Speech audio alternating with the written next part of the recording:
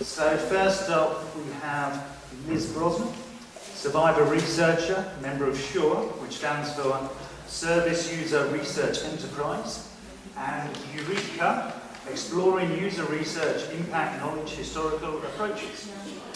Liz was active in the Irish user survivor movement for 2 decades, including on the group that worked with Amnesty Ireland on the mental health campaign. In this work, she learned how policy, law and politics interact, seeing firsthand and too close the way mental health laws that affect us are developed without our voices.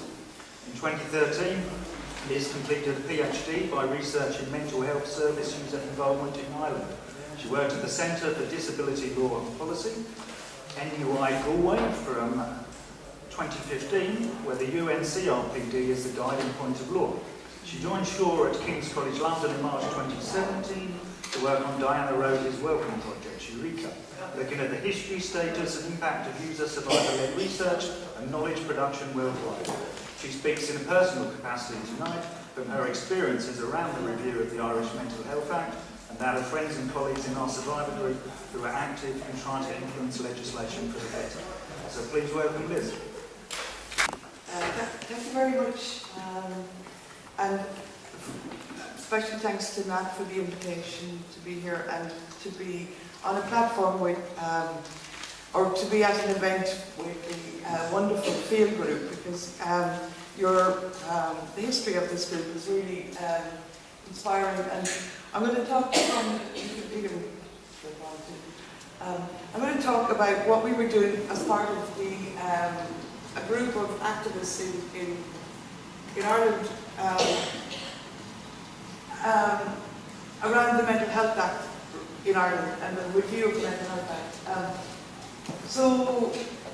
Our group, and watch out for this if I keep referring to us as the group that I was working with as F.E.E.L, which is a terrible name now, it's embarrassing, but it's called Recovery Excellence by Experience. But we kind of came together as a result of the Amnesty campaign, because Amnesty Ireland took on mental health issues as an abuse of human rights in 2000, and for about 12 years they were active in mental health, trying to campaign for improved services and improve the rights of people with mental health. So, I'm just going to say something about the background and the situation in Ireland. We had our law was, until we had the Mental Health Act in 2001, we were working with a law that was written or developed in 1948. So we were kind of jumped from a very old way of thinking into what we thought was going to be positive. Well, it wasn't that positive, because we had all of the power and control and decision making in the Mental Health Act 2001 was always controlled by psychiatry. So there are like 80-something references to psychiatry in the profession, and no other discipline gets mentioned. And of course the person who's the subject of it is called a patient.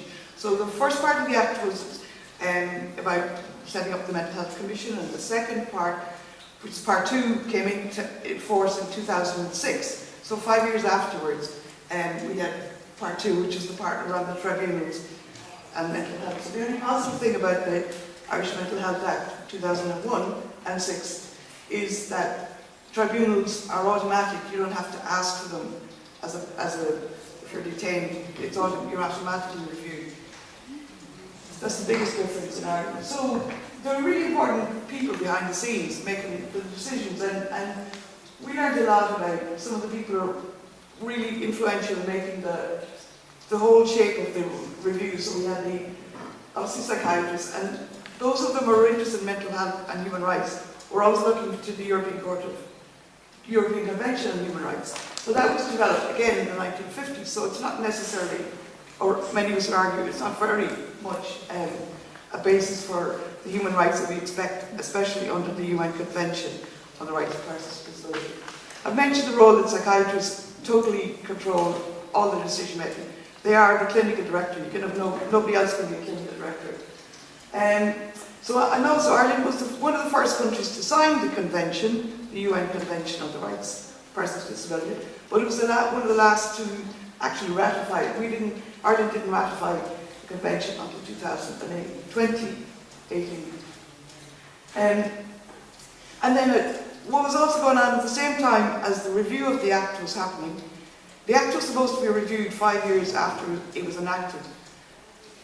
So in 2006 it should have been reviewed, but they only put the second part of the Act into operation in 2006. So they didn't actually start reviewing the Act until 2012. And they developed, but at the same time, or actually before they set up the review of the Act, Ireland we were trying to develop capacity legislation. So legislation that would help people around decision making when decisions were taken off them. So this is all guardianship law and everything. And then the people were service users, us who were active in the movement and who had been active with Amnesty's campaign. We were one of the the only group of active service users, survivors in the country who were free to talk, because we had two other groups at the same time. We had Irish Advocacy Network, who were funded by the health service department. They were getting their money from the health service, so they couldn't say very much that was in any way contradictory. They had to be quite careful in their criticisms. And the Mental Health Policy set up a group of service users and carers to be the voice of service users and carers, but they were very much also, because their money was coming from the health services, they couldn't say much either. So the group of us that had been active with Amnesty were the only ones who were really able to say much about any of this. And we also got a lot of training and education and campaigning. We got to understand the Mental Health Act, or the CRPD, a little bit. I mean, it's very complicated, but so yes, both of those things were going on at the same time. We had the review of the Act, and we were trying also to influence the policy on the assisted decision making. But the two groups would not talk to each other. So one of the things we really wanted to do was to make advanced healthcare directives recognised under mental health law, especially for somebody who was involuntarily detained, that they would be able to write and have their advance statement respected. But the group that were organising the capacity legislation were saying, well, that'll be covered by the Mental Health Act. And the Mental Health Act group were saying, well, we can't, the capacity people. So the two groups were not even talking to each other. And we were hearing this from the people who were active and trying to make changes. So this was the kind of scenario we were working in. And then I just want to say another thing about really important people behind the scenes who have much more power than you ever imagined was the influence of people in the bioethics, people within the Department of Justice, or maybe it was health, but they were not in any way listening to us because they were much more concerned with the medical, ethical dimensions and much more concerned about risk and everything, so they weren't listening to us at all about wanting to have advanced healthcare directives recognized. So, next slide. Another thing that was happening at the same time in 2008, because there was such a delay in the review of the Act, the Mental Health Commission decided to fund research looking at people's experiences of the Act, how they were experiencing tribunals. So that was funded and employed two researchers who were both mental health professionals. One was a trained psychiatrist and the other was a mental health nurse. And their bosses were in training and had to, obviously, they weren't independent at all because they had to follow their clinical supervisors in the work that they were doing. So there was two parts. One was a very traditional clinical type of research, using scales, using measures to try and assess and prove that people had been benefited from treatment. But then there was a qualitative part, and that part was asking people about their experience. And that report is available, and there's quite a lot of papers published. But one of the things, being the only service user on that committee, it was really, really hard to first to hear the experiences that people were talking about, being picked up, being detained, being taken out of their home, and the fear and the trauma that they were left with. And we did actually manage to get one paper out that speaks about the traumatic and post-trauma effect of being detained under the mental health act. But it's very hard to kind of argue that case when you're in a room full, or committee full of very powerful psychiatrists who don't really get it. Or so that was also going on at the same time. So the next slide. And so there wasn't much involvement in the service users at all in the review. There was one person who was from the committee that was established by the Mental Health Policy Act that was very conservative really in what they were doing. But even that person also had a conflict of interest for other reasons with the Irish Advocacy Network. So they were not supporting or promoting peer advocacy. And also we didn't know this till later, but because of other reasons that person wasn't able to be at meetings at all. So there was no service user voice there at all. And then there was one person that nominated onto the committee to represent, the entire group of service users, and he went on to that committee very late, like 6 months before the report was written. But he came to us as a group, because we had been meeting, we had funding from Amnesty when the Amnesty project was running, we had funding and we were able to meet and we had a place to go and we had a bit of money and they were supporting us. They had done things like the set up a citizens jury. Amnesty did a lot of work on mental health, around capacity and around people having more choice. And they did that in set up the citizens jury, and these things are available on Amnesty's website. So after the we at the time when we were in the Amnesty project, we were called the EEG, which was the Experts by Experience Advisory Group. It's a terrible term, but it's what we were called. And then we kind of tried to change it a little bit, so we never had time to really find a name that we liked. But we were too busy fighting the campaigns on all fronts and being actively part of, asked to go to so many different meetings and being on so many committees, because the Centre for CDIP, the Centre for Disability Law and Policy in Galway, they were trying to make a lot of changes to the legislative.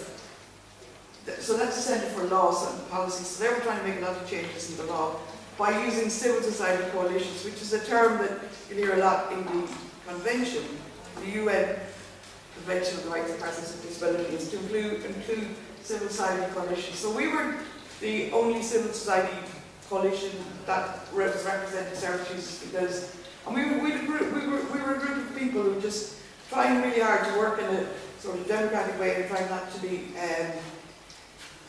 we didn't want sort of committee structures, and we were trying to rotate the chair and do all these kind of things, and it was a big ask to also be taking on this.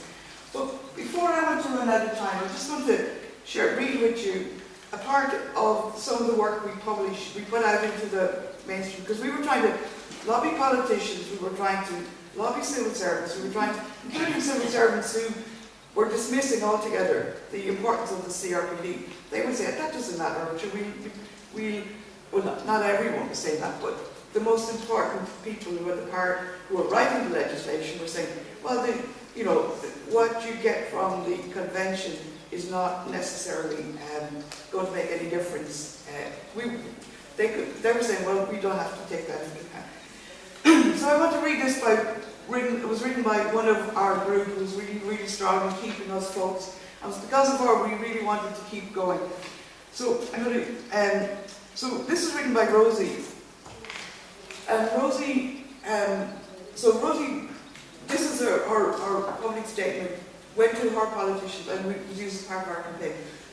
So Rosie says, for 40 years I was a lecturer in universities and colleges in London, the last 10 as Access Development Officer with a network. My work is mainly with mature students from minority, ethnic and other education disadvantaged groups, empowering them to enter university and vocational courses.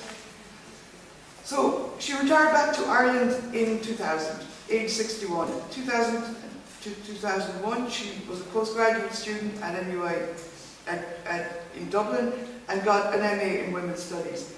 In 2000, she was also selected as Poetry Ireland Introduction Poet. My family and I were very shocked when I had a mental breakdown in late 2001 and was committed to hospital where 8 sessions of ECT were administered. Psychiatrists there believed and persuaded my family that this was in my best interest.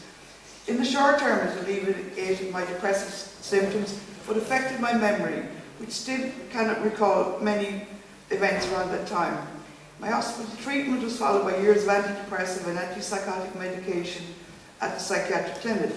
In 2007, I became ill again and was readmitted to hospital where high doses of medication were enforced. All this left me depleted and under par. Only since, this was written in 2013, only since I reduced and then gave up all medication with the support of my doctor have I felt happy, able to laugh again. My very strong fear is that with a history as a woman of 75 living on my own, even under new legislation and with my advance directive, held by my solicitor with copies to my GP, children, brother and sister, clearly stating that I wish to be treated in my own home with rest counselling and minimum medication, a psychiatrist may still decide that it's in my best interest to be housed in a psychiatric facility. As an active Amnesty member, I was pleased to participate in the Citizens' Jury, summer 2012. A jury of users of mental health services was facilitated by Amnesty staff with input from a panel of expert witnesses. The purpose of the jury was to inform the government's proposal to reform the 2001 Mental Health Act and introduce capacity legislation to replace the 1871 Lunacy Act, still in force, and it's still in force. Sorry, the Mental Capacity Act was passed last year. So the Lunacy Act still in force, in accordance with the, to reform both those acts in accordance with the United Nations Convention on the Rights of Persons with Disability. Since 2003, Amnesty has been campaigning for a human rights approach to mental health in Ireland. The jury unanimously supports the principles laid out in the Convention that everyone, without exception, has legal capacity and the right to have will and preference to determine their decision making. So the forward was quite positive and seemed like it was going to make a difference.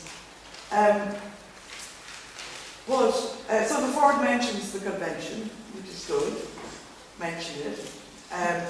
Dissatisfaction with users and carers around the mental health the human rights and mental health in services, the need for far less paternalistic services, and to stop de facto, which we did also in Ireland, we don't have compulsory community treatment orders, which is good.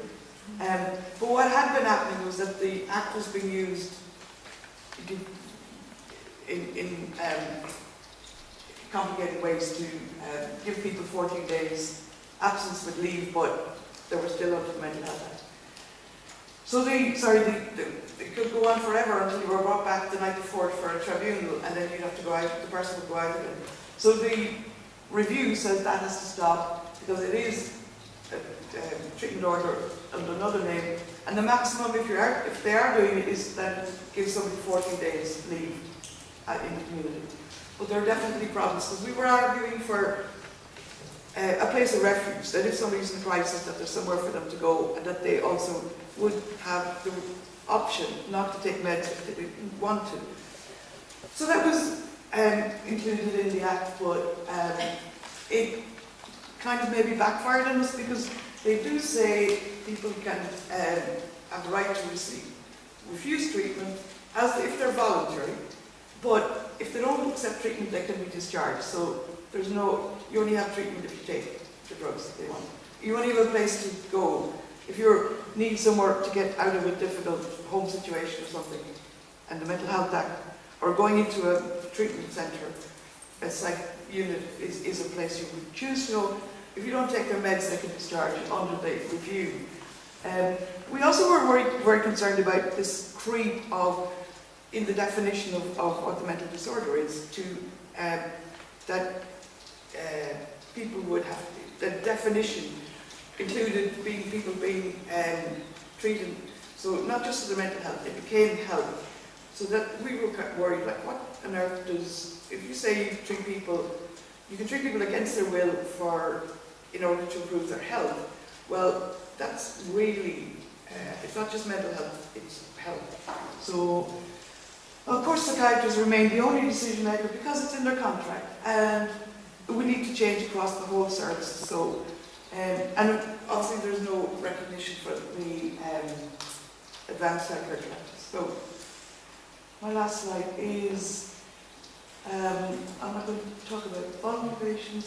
So, in 2015, this report came out, and nothing's happened, except we do have a mental health bill that was introduced late last year that has guidelines or principles for decision making. So I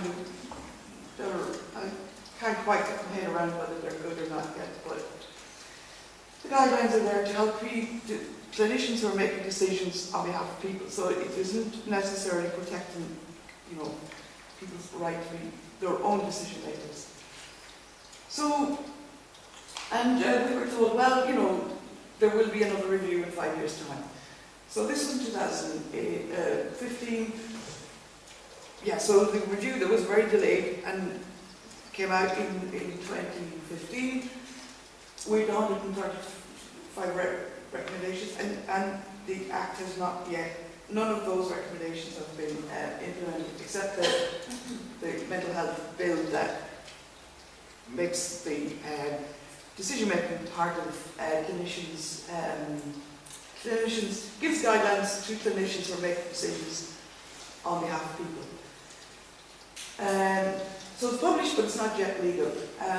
And then some of us remain linked in with the Absolute Prohibition campaign that is an online campaign that is being led by Tina Minkwitz and other people who are working to try and make some change in the abolition of forced treatment by psychiatry. So that was a really quick whistle-stop tour through some of the work that we were trying to do, mostly as volunteers in Ireland. And thank you for listening. Akiko Hart is the chair of ISPS UK, the International Society for Psychological and Social Approaches to Psychosis. She is a committee member of the English Hearing Voices Network and the Hearing Voices project manager at Mind in Camden. As part of our work at Mind in Camden, Akiko helps set up and facilitate hearing voices groups and networks in a variety of settings, including the community, inpatient units, children and adolescent mental health services, prison and secure units and immigration removal centres. She has previously worked as the Director of Mental Health Europe, the largest independent network organisation representing mental health users, professionals and service users across Europe. So please welcome Akiko. Thank you for inviting me today. It's lovely to be here. It's my first time here actually, so it feels really special, so thank you. I'm going to start with a list that I'm going to read out. Quite a long list, so please bear with me. So it's a list of demands written by service users. Okay. Some of you may be familiar with it. We demand the abolition of compulsive treatment, i.e. we demand the effective right of patients to refuse any specific treatment. The abolition of the rights of any authorities to treat patients in the face of oppositional relatives or closest friends, unless it is clearly shown that the patient of his own volition desires the treatment. The abolition of irreversible psychiatric treatments, ECT, brain surgery, specific drugs. Higher standards in the testing of treatments before use on us. That patients be told what treatments they are receiving are experimental and should have the effective right to refuse, the effective right to refuse to be experimented on. That patients be told what treatments they are receiving and what the long-term effects are. Also, the abolition of isolation treatment, seclusion in locked side rooms, padded cells, etc. The right of any patient to inspect his case notes, and the right to take legal action relating to the contents and consequences of them. That the authorities should not discharge any patient against his will because they refuse treatment or any other reason. That all patients should have the right to have any treatment which we believe will help them. That local authorities should provide housing for patients wishing to leave hospital, and that adequate security benefits should be provided.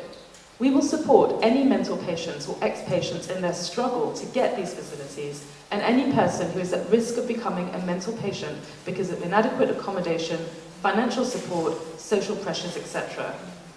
We call for the abolition of compulsory hospitalisation, an end to the indiscriminate use of the term mental subnormality. We intend to fight the condemnation of people as mentally subnormal in the absence of any real practical work to tackle the problem with active social understanding and help. The abolition of the concept of psychopath as a legal or medical category. The right of patients to retain their personal clothing in hospitals and to secure their personal possessions without interference by hospital staff. The abolition of compulsory work in hospitals and outside, and the abolition of the right of the hospital to withhold and control patients' money. The right of patients to join and participate fully in the trade union of their choice.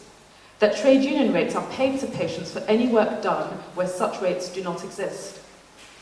That patients should have recourse to a room where they can enjoy their own privacy or have privacy with others of either sex of their own choosing.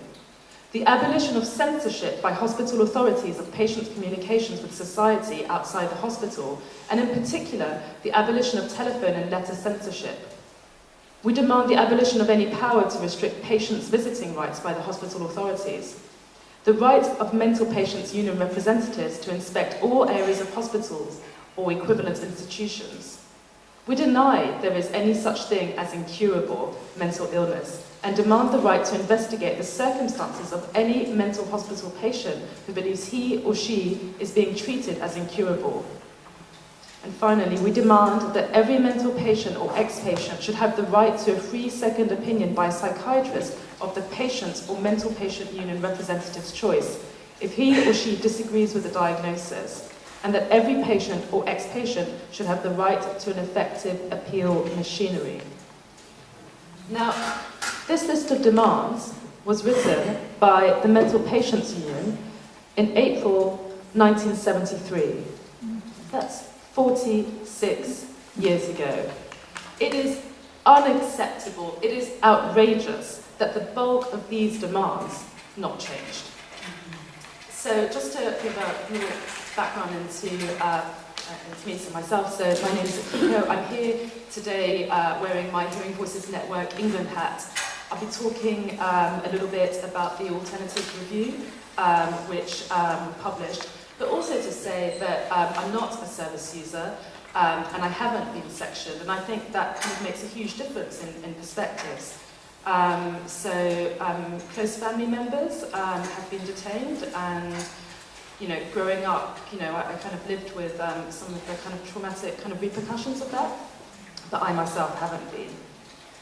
So what I'm going to do first of all is kind of share with you some of the thoughts we, Hearing Voices Network England, had on the Mental Health Act review process, and then I'll talk about some of the recommendations that we came up with. So issues with the Mental Health Act review. How many people here have read the actual independent report on the Mental Health Act review? Yeah, it's very long.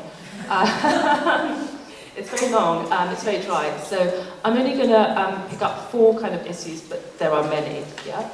I think for me, like a really, really big one is this false binary that's kind of like set up throughout the report between an individual's right to liberty and her right to health and life, and also between an individual's right so the rights of a service user and the duty of care of the state.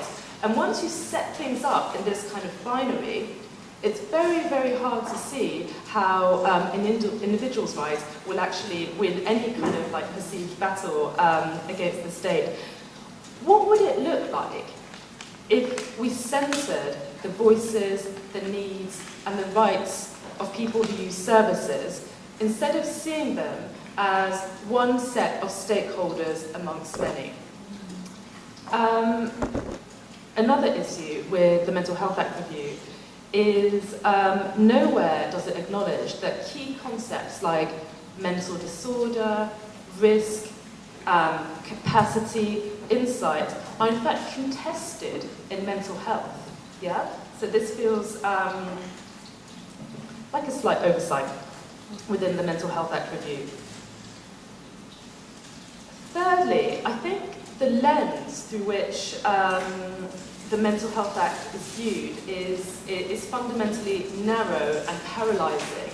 So often when you talk about mental health legislation, people will say, but, what do you do when an individual is in crisis and, I don't know, they're about to take their own lives? What would you do? And, faced with that kind of scenario, it's very easy to see why people would say, well, of course you need to have this kind of legislation, which completely bypasses, by the way, all the kind of philosophical and kind of legal issues around the right for people to take their own lives, yeah? But what it completely bypasses as well is, before that moment of crisis, what was happening in the days, the weeks, the months leading up to it? We talk about, sectioning as an act of last resort, but it's only an act of last resort if there's been a ton of things happening along the way. And that's not what's happening at the moment, certainly in the UK. Finally, I think there are just a number of issues around processes within the Mental Health Act review. So to pick a couple, service user engagement, involvement, which the Mental Health Act review, is very proud of. And to be fair to it, compared to perhaps other countries in the world, the level of service user involvement in the report was actually pretty high. But it's not good enough. It's like, if I'm kind of asked to, put together some kind of panel or consultation group, and I phone, 5 friends who happen to be service users and they come along, that's not representation. And actually, that's kind of what was happening in the Mental Health Act review. What wasn't happening was people thinking about, well, what might be the barriers to people attending? Who are we not speaking to? Which voices aren't we hearing? It is incredibly problematic that one of the areas that the Mental Health Act review was looking at was forensic settings, and there was no one who was an ex-forensic service user who was involved in any of that process. Yeah. There was. There was? Oh, I was told there wasn't. I think Sarah Markham. Okay. Yeah. I'm wrong. Cool. So there was one. And she was very vociferous. Cool. There was one. One is not enough. No. One is not enough. And I think one of the reasons why there were so many issues around the service user involvement was that, and this is something that Dorothy will be speaking about, that service user organisations weren't properly consulted and involved from the beginning.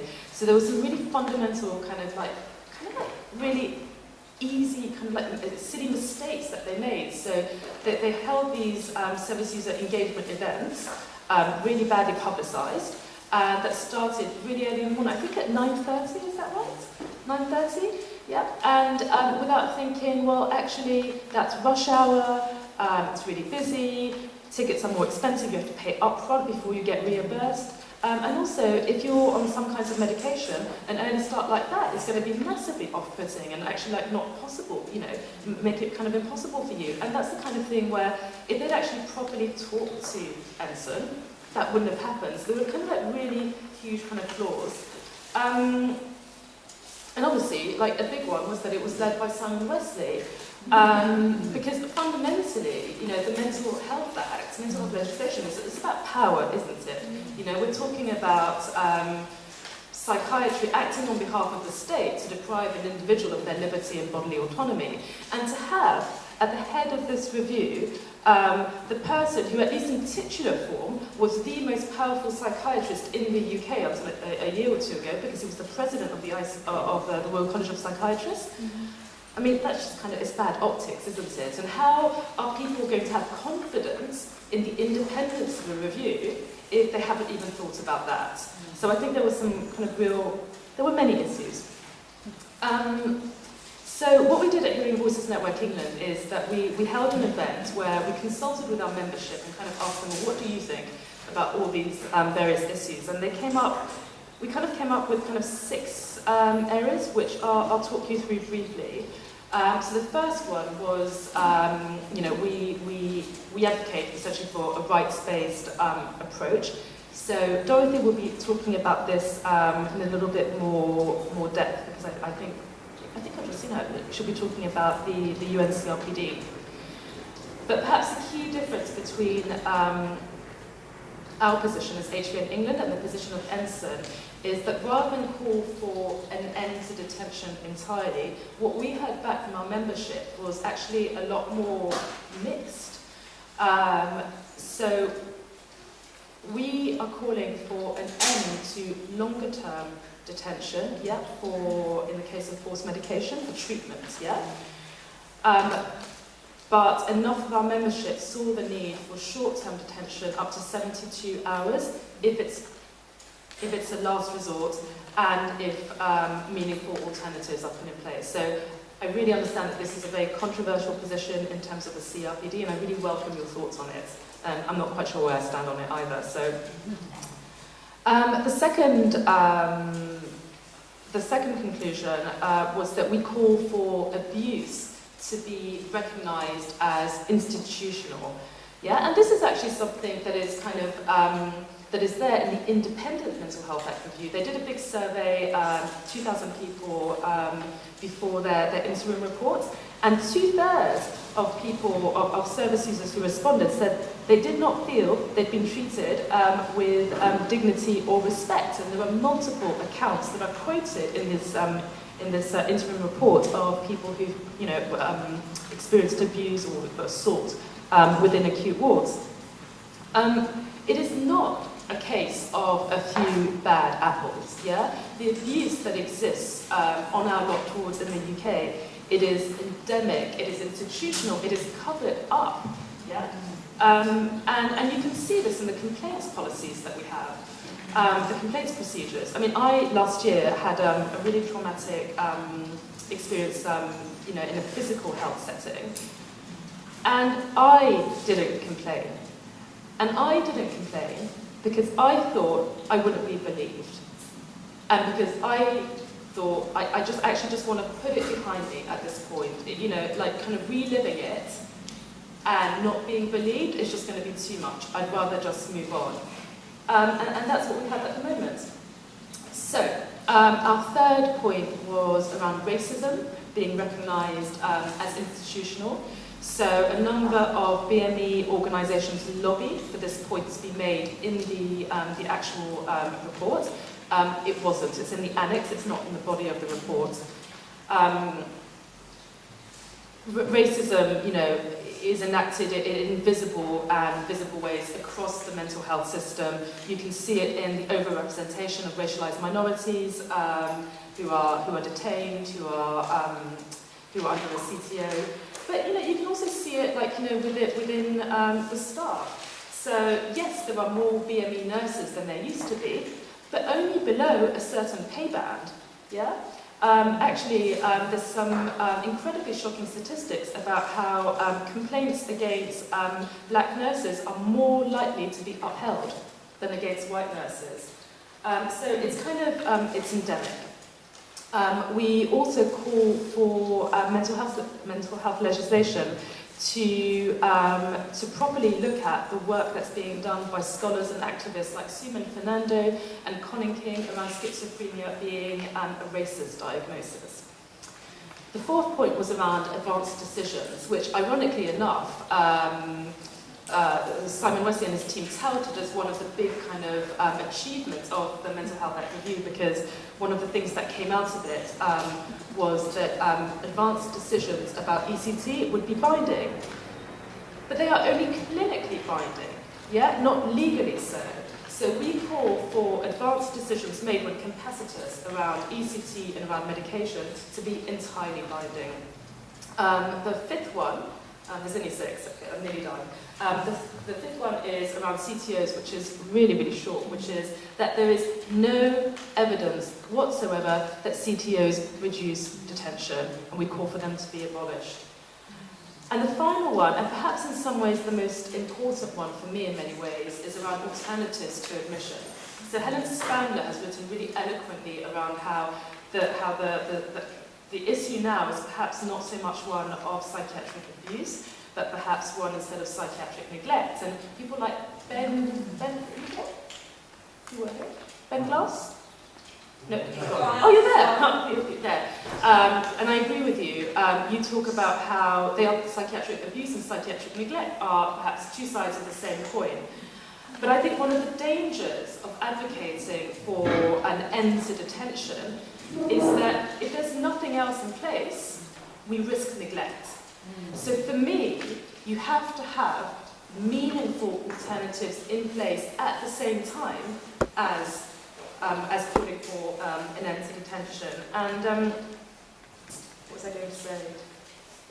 Yeah, I mean, and this needs to happen at every step of the way. I mean, it's outrageous to me that there is only one non-statutory residential crisis place in England, and that's Dimitri, yeah, in London, which is a sanctuary for suicidal people. But you can only go once. It's maximum 4 days, and there's a ton of gatekeeping around it, so it's great that it exists, but we need more of them. Yeah, so what's the take-home?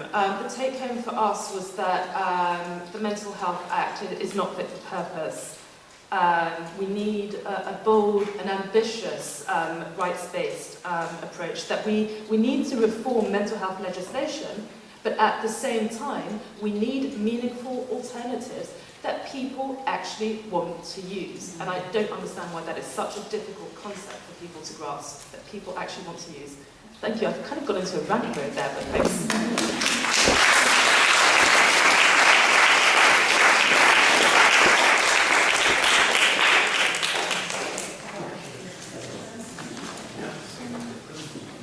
Has a background as a trained social worker and also has qualifications in counselling, education and management.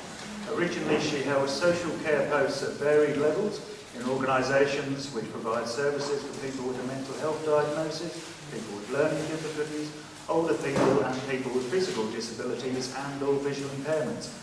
Dorothy is a freelance consultant and has a lead at the National Survivor User Network, NSUN, for the promotion of the United Nations Convention on the Rights of Persons with Disabilities, both in general and in relation to the major breaches of human rights represented by current mental health law in the UK. She campaigns strongly for people with mental health diagnosis have the same legal and human rights as anyone else, and is working closely with other user-led groups to achieve this. Please welcome Dorothy. Oh, no, you've done already, thank you.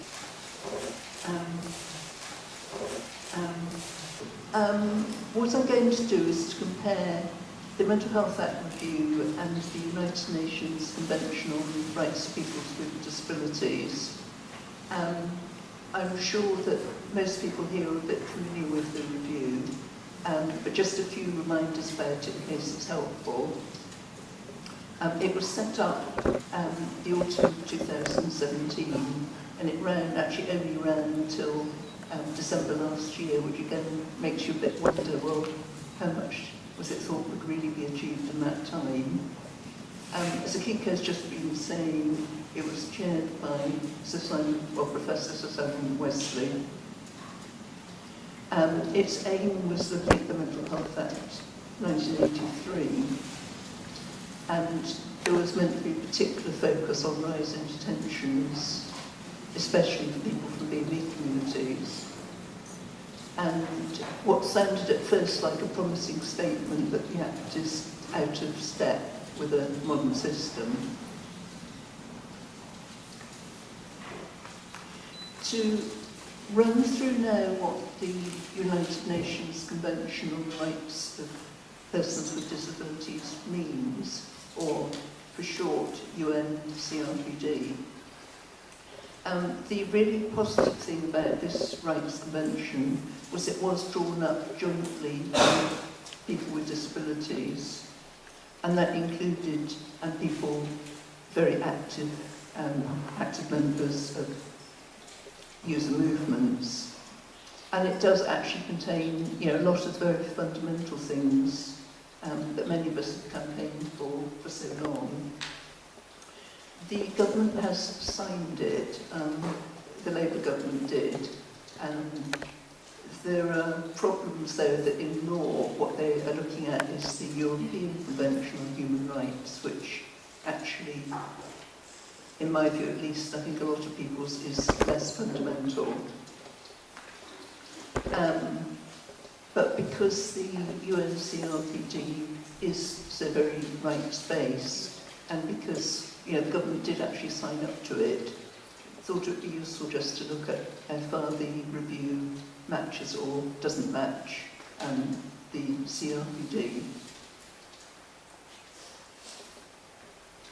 I'll just select a few key points because obviously the review has an absolutely incredible number of recommendations. The first very important thing about the CRPD is that there's a real emphasis on user-led organisations having a key part in law, policy and practice. So that's actually what's meant to be happening. Simon Wesley has very much wanted to emphasise in publicity and in what he said that there's been a lot of user involvement in the review. I have to say I'd rather agree with Akiko's points there that makes you wonder what's thought of as a lot of involvement. One thing that came out very strongly early on was that the review was going to narrow itself down only to look at improving the Mental Health Act. So from the start, it began to feel discouraging because it didn't seem like it was going to look at anything more fundamental. One thing that has concerned us very much at NSAM is that a lot of people actually aren't even being told about the Convention on Rights of Persons with Disabilities. The government actually has got a responsibility to do that, and some of us emphasise very strongly in the review that people need to know what the options are, because if you only think that there's the Mental Health Act, that's really all that can be done. What you're supposed to choose, fine if you choose it for a limited form of it, because that's what you really want, but not if you're choosing it because you don't actually know that there are a range of possibilities. Again, as I caught from Akiko when I was saying that there hasn't been good involvement of user-led organisations. At NSAN, the National Survivor User Network, we did get in sort of later in the day, but we're aware that there was a lot of reluctance to kind of let us in. But actually quickly became aware that there weren't other user-led organisations there. And Carol will know what I mean when I say, we weren't very much wanted there. And again, really the numbers point that Akiko was making, sort of one user-led group on the panel for the review, at most one person with lived experience and things like the topic groups, low numbers and consultation events, things like that. That's not really good user involvement. There was a user and carer group, and that was entirely, users and carers.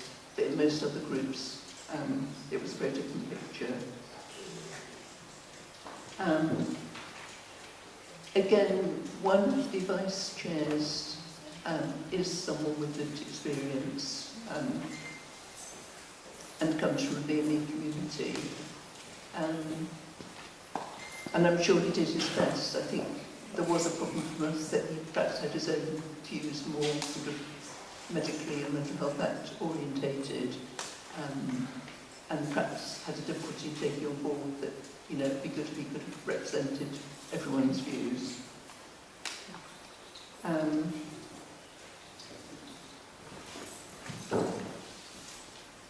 Moving on to a sort of human rights-based model of disability. Yeah, that's just the last slide, so just let those fly up and then we'll move on to that one.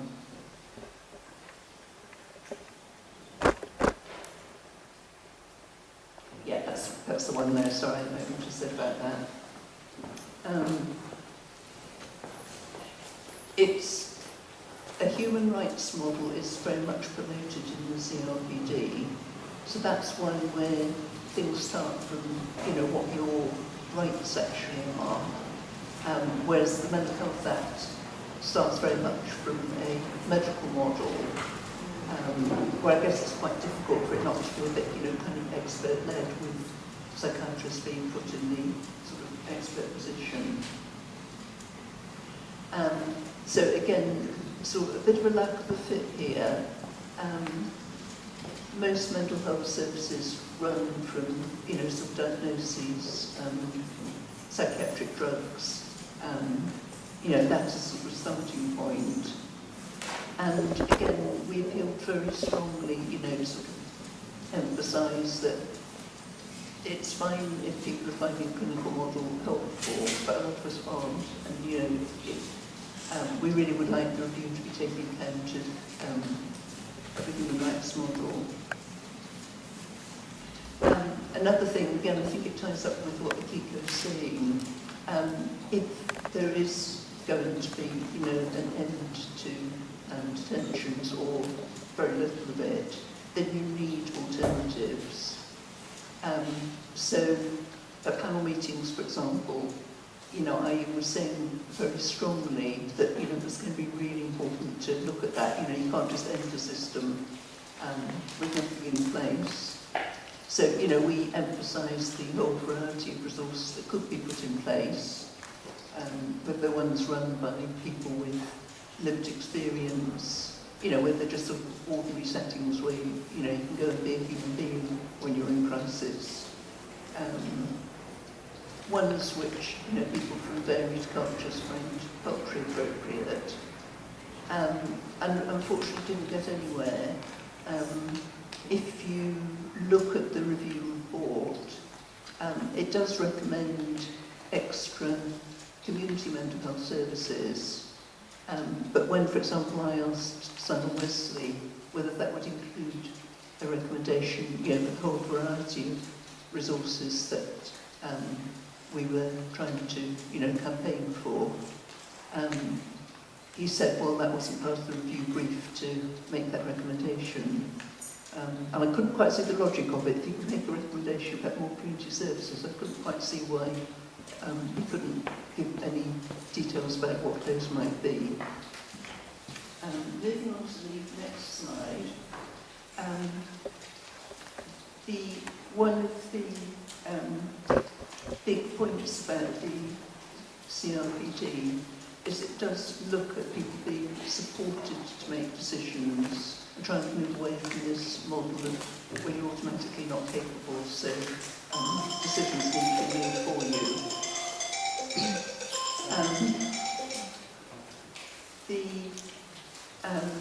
We personally would like, when the proper resources are in place, for people to have the right to refuse detention. And also the CRPD emphasises that there shouldn't be forced treatment, you know, the treatment you have to have in hospital. What the review actually says about treatment choices, when you first look at it, you think as if it might be good, and some of it I guess is, but it seems to have rather a lot of loopholes. One is that if you're going to make an advanced choice, you have to be judged clinically as having capacity. And obviously there are a whole lot of worries about assessments for capacity and objective valid those are. So that automatically meant that there'll be quite a lot of people who can't make an advanced choice about treatment that will sort of carry any weight.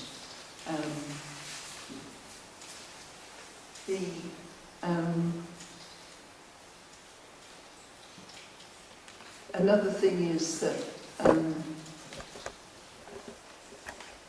the clinician can actually sort of overrule you. So if he puts it in writing, even if you've got an advanced directive, you can overrule.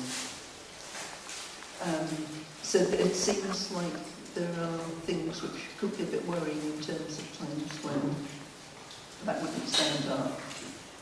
Another sort of big disappointment for us was we again said if people are going to be able to make decisions when they're feeling very much in a crisis, very sort of vulnerable, when it's not easy to sort of focus and so on, then there needs to be, full mechanisms for really sort of sitting down and supporting someone going at their pace. There's a very good model of doing that in Sweden. But again, that hasn't been put in, which means that people who are judged as not having capacity actually aren't being given any way into exercise choices that will carry real weight. If we could go on to people who experience additional discrimination. Again, I think we found the review very mixed here. Yes, there are some recommendations for certain groups, for people from BME communities, for people with learning disability difficulties, and related to children and young people. What there doesn't seem to be evidence for is that there's anything particularly new there, or that there's evidence that it will work.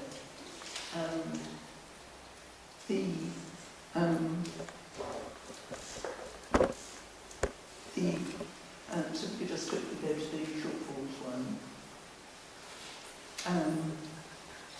What is a huge concern is that a large number of people who face additional disadvantages haven't been mentioned in the review at all. So people who identify as lesbian, gay, bisexual, transgender, apart from an occasional reference to people with protected characteristics, there's nothing. And what was even more worrying about that was in a second lot of focus groups that ran to get in people's views, there was a specific question for people to put forward what they found as important as LGBT people, and nothing was done with that. So, it felt very sort of devaluing. Similarly, there are gender issues.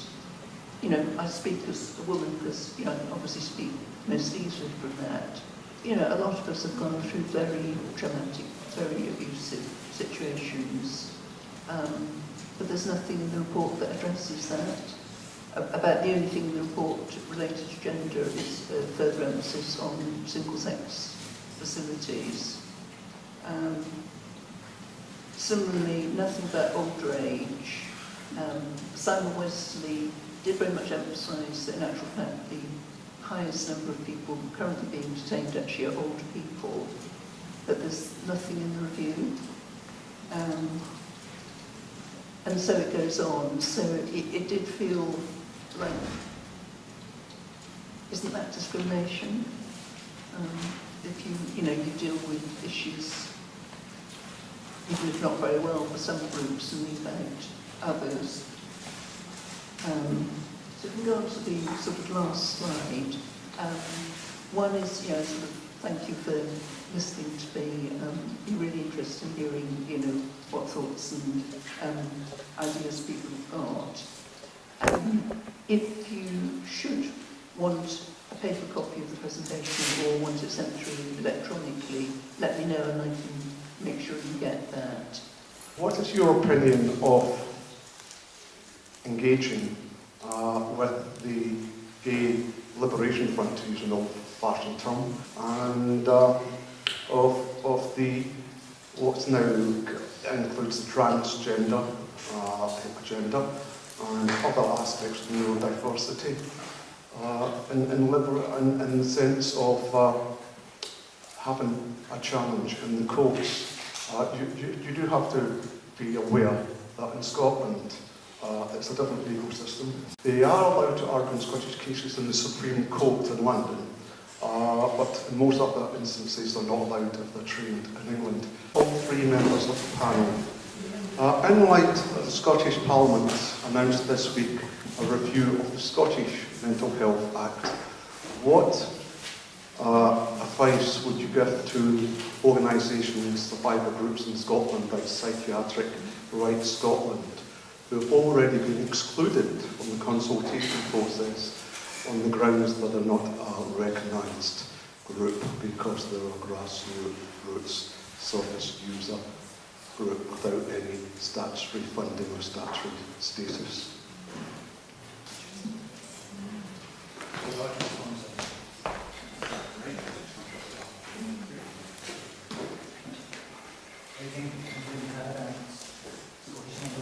Yeah, I mean, I think it's an incredibly difficult one, and I, really feel for you with the position in Scotland. I mean, I guess one thought would be if you can't get support from Scotland, trying to build the links that I know you already are trying to do with some of the rest of us.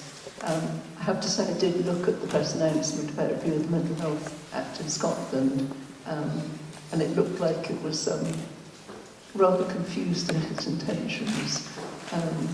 But no, I guess, that's what I would do, so that, at least you feel that there are people there kind of fighting with you from other countries.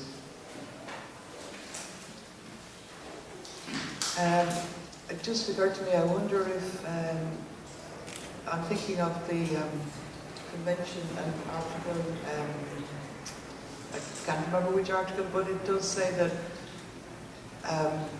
4.3. Yeah, thanks. Well, that's part of the key principles, but there's a much later one, it's 22 or 24, that says, well, that lots of them say that any developments, any initiatives to change any legislation, policy must involve service users, and there is that grassroots groups can use that as a lobbying a tool, as a leverage to maybe get space to have their voices heard. And it's really, really difficult when procedures are set up, the terms of reference are developed, and they don't include service users. So one of the things we kind of learned in the Amnesty campaign is, and some of the other groups, is to try and get the media involved somehow. One of the things we were trying to do was get press releases out. I mean, some of the work that Ensign did was, write public letters and get people to sign them. So that's a lot of work for grassroots groups. But the convention is on their side, and in terms of the need to consult with groups of people with disabilities. So that might be it might give people in, Scotland to some tools to leverage.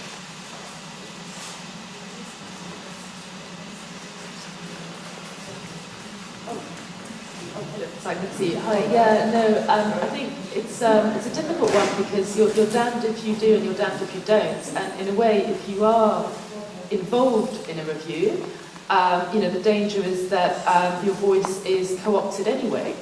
And I think that's very much, what happened with the English Mental Health Act review.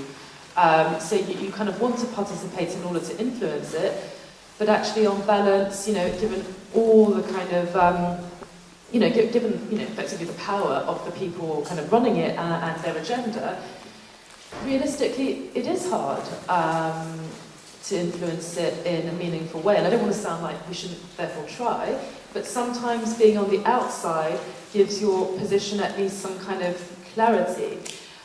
So yeah, really second what was said just now, and perhaps thinking about other alliances as well, perhaps with disability groups, where that argument, I think, is much more developed in many ways. And something else I'd like to add is how angry I am that some mainstream mental health charities have taken up the position of user-led groups, because they've got some kind of like user involvement, but they're not user-led. And I think that those organisations are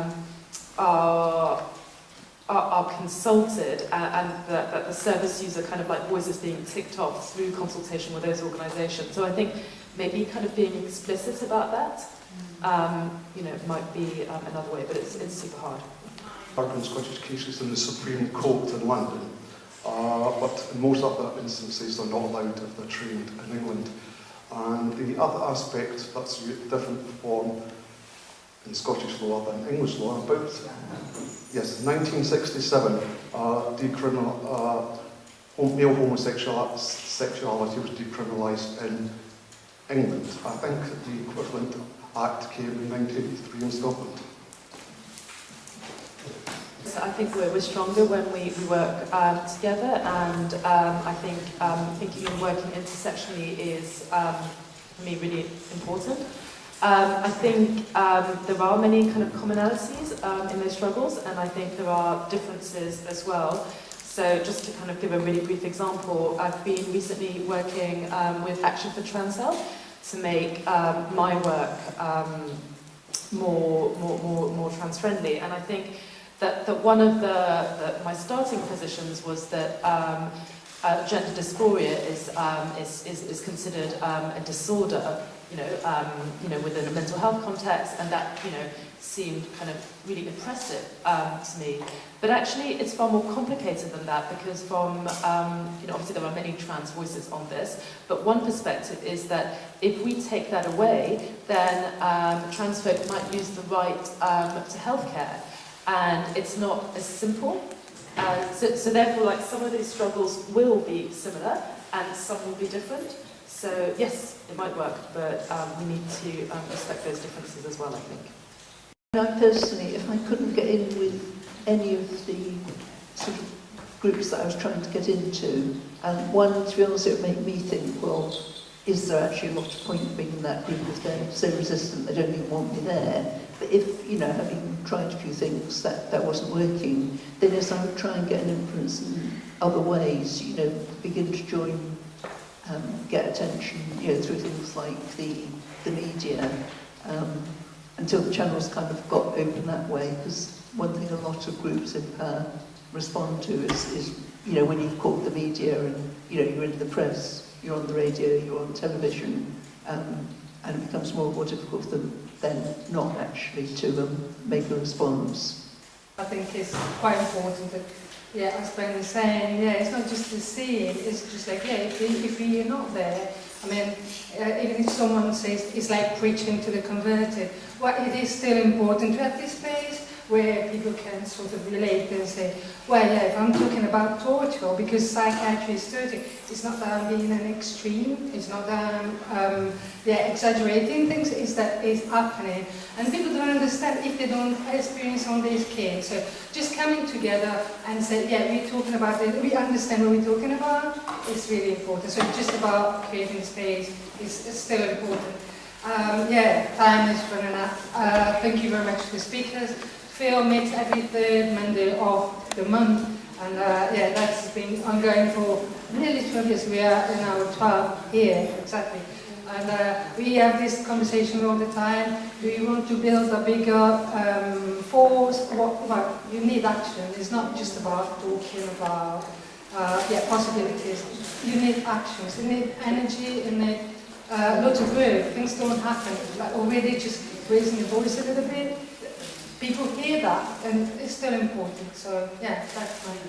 Thank you very much. Thank you very much for our speakers. I want to say thank you to Nat, because she